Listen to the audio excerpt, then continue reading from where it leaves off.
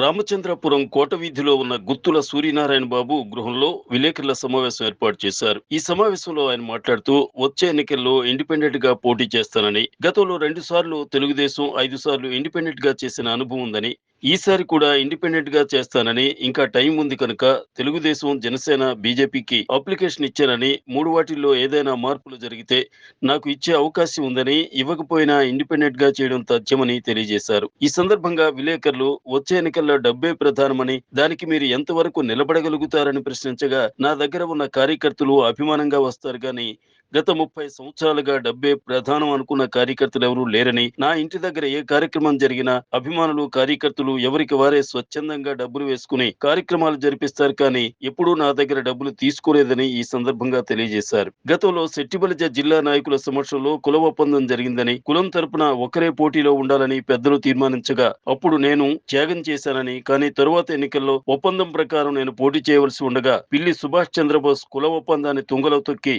నాకు అన్యాయం చేశారని, అప్పుడు పెద్దలు కూడా మౌనం వహించగా ఇప్పటి వరకు నా వెన్నంటే ఉండి నా కార్యకర్తలు, నా అభిమానులు మరోసారి ఇండిపెండెంట్ గా చేయమనడంతో ముందుకు వెళ్తున్నానని, ఇప్పటికైనా పెద్దలు గ్రహించి నాకు మద్దతు తెలియజేయవలసిందిగా కోరుతున్నానని అన్నారు. రామచంద్రపురం నియోజకవర్గం ప్రజామనుషులకు అందరికీ మనవి. రామచంద్రపురం నియోజకవర్గం జన ఓటర్లకు అందరికీ కూడా విజ్ఞప్తి. ప్రింట్ మీడియా, ఎలక్ట్రికల్ మీడియా, పత్రిక విలేకరులకు అందరికీ కూడా నమస్కారాలు. రేపు జరగబోయే అసెంబ్లీ ఎన్నికలలో పార్టీ టిక్కెట్ కోసం ప్రధాన పార్టీలు అన్నింటినీ కూడా తటస్థ కోటాలో టిక్కెట్ ఇవ్వాల్సిందిగా దరఖాస్తు చేయటమైనది. లాస్ట్ వరకు కూడా టిక్కెట్ కోసం ప్రయత్నం చేయడం జరిగింది. టిక్కెట్ ఇస్తారని ఆశించాము. ఇవ్వలేకపోయినందుకు గతంలో 2 సార్లు టీడీపీ మీద, 5 సార్లు ఇండిపెండెంట్గా పోటీ చేశాను కాబట్టి రేపు వచ్చే ఎలక్షన్లో 8వ తారీఖు కూడా ఇండిపెండెంట్గా పోటీ చేయబోతున్నాను. ఈ రోజు మంచి ముహూర్తం పెట్టుకోవడమైనది. 22/4/2024 తేదీన నామినేషన్ అయిపోతున్నాను ఇండిపెండెంట్గా.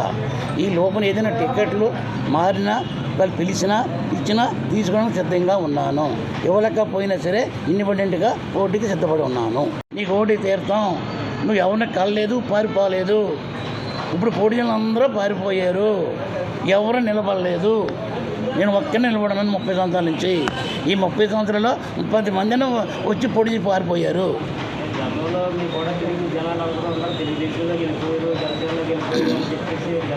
రైట్. అది దానికి కారణం ఏంటి చెప్పమంటారండి? ఎందుకంటే అండి, ఒక పక్కన ఉండి ఒక సామాజిక వర్గంలో పిల్లి బోసు, ఒక సామాజిక వర్గంలో తోట తిరుగుతారు. చెరో పార్టీ ఉంది కాబట్టి అండి, నాకు సామాజిక వర్గం అయినా, నా అభిమానులైనా పార్టీ టిక్కెట్ లేదు, సామాజిక వర్గాలు లేవని ఇద్దరి మధ్యన నన్ను ఇబ్బంది పడ్డారు. అందుకే వాళ్ళు వెళ్ళిపోయారు.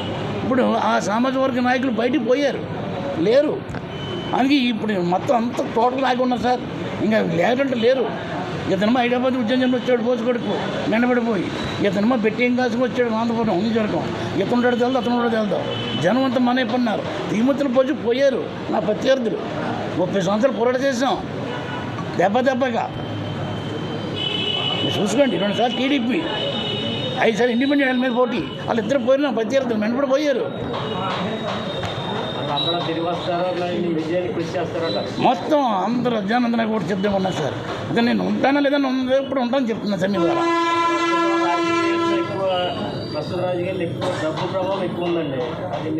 డబ్బు ఉన్నవాడికి డబ్బు కావాలి సార్. డబ్బులో డబ్బు కావాలి సార్. డబ్బు ఉన్నవాడికి డబ్బు కావాలి. వాడి దగ్గర తీసుకుంటారు, డబ్బు ఉందని అడుగుతారు. అడిగి డబ్బు లేదు, ఆశపడరు. ఇప్పుడు అందరూ ఆశపడ్డారా? మీరే చూశారు. 10 గంటలకు పనికి వచ్చారంటే నాకు డబ్బు నుండి డబ్బు కావాలి. డబ్బు నుండి ఉంటుంది. మీరు ఉన్నారు, నన్ను ఆశిస్తారా? మంచిలో ఉన్నప్పుడు బాధపడరు. అది ఉంటుంటే నా కొడుకు మంచిగా కూడా ఇవ్వలేదురా సార్. నేను డబ్బులు వెళ్ళండి, నాకు డబ్బు ఎందుకు అడుగుతారు? ఉండి అడుగుతారు. డబ్బు నుండి అది కాదు, డబ్బు నుండి నడుతుంది సార్.